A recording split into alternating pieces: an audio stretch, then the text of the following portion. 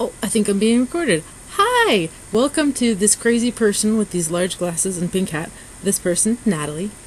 Welcome to my dyslexia channel. I've decided to make this because I am super frustrated with my own dyslexia, which made me get straight C's through the last semester of college despite straight A's and B's for the rest of my college experience. The reason why?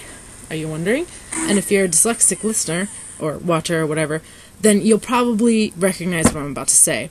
You find yourself just as smart as your friends in AP history or whatever, but when you read it, you can't make sense of it.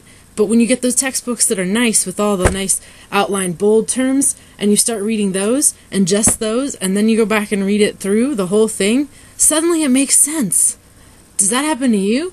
It's probably because you're dyslexic. I highly suggest for anybody who's very smart but has difficulty learning in any typical fashion, quote-unquote, and finds visual learning aids, especially drawings and metaphors, which I know it's not visual, but I'm dyslexic, stay with me, but those sorts of things that help us, and that light is really annoying, but I'm actually very shy. But I really feel frustrated, and I feel like there are a lot of really young dyslexics in high school that are suffering. For instance, my best friend Mo, after whom my cat Mozart is kind of named. We call them both Mo. Just stick with it. Anyway, we were in a honors history class together, and she was having a bunch of difficulty with the test. She kept getting like barely B's, and I, for the first time in my life after studying with her, was getting A's, and I knew something wasn't right.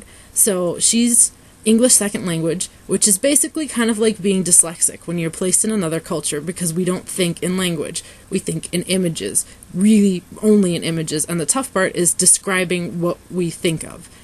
If that sounds like you, then this is probably helpful. Take out a recording device and record your thoughts about a paper. Don't write down an outline. Record your thoughts and listen to them. And when you hear yourself hitting key points, write them down. Now, it seems like a lot of work, but actually, when you start, you'll find that it's not a lot of work because you don't have to do a bunch of writing that's crappy, really, the first time through, because you're doing it all out loud. Now, that is the beauty of dyslexic thinking, which is thinking out loud, because we have tons of thoughts going 10 different directions. Now, there's a great book, I think I mentioned it, The Dyslexic Advantage. If not, stick with me. And it describes literally the neurons and dendrites in your brain are far more placed apart in something called columns. And it's simple, but think of it in a neurological term. Columns of neurons sitting stacked on top of each other. Now, these stacked neurons, I think I'm getting this right, and non-dyslexic people are very close together.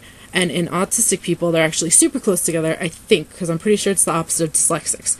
Now, I hope you're still with me. Dyslexics have these stacked columns that are very far apart, and we often activate multiple at once. Now, I'm not getting this right, but I think the metaphor I'm describing and the way the brain works should work, and I believe I'm getting it 100% right. However, like any dyslexic, I know that I get terms mixed up and I mispronounce things, so it's very important to read the actual book, or if you're like me, listen to the book. So, very helpful book, but you should definitely listen to it. And you should definitely listen to it. See? There's a little thing, a little tick, little words that make the sentence different.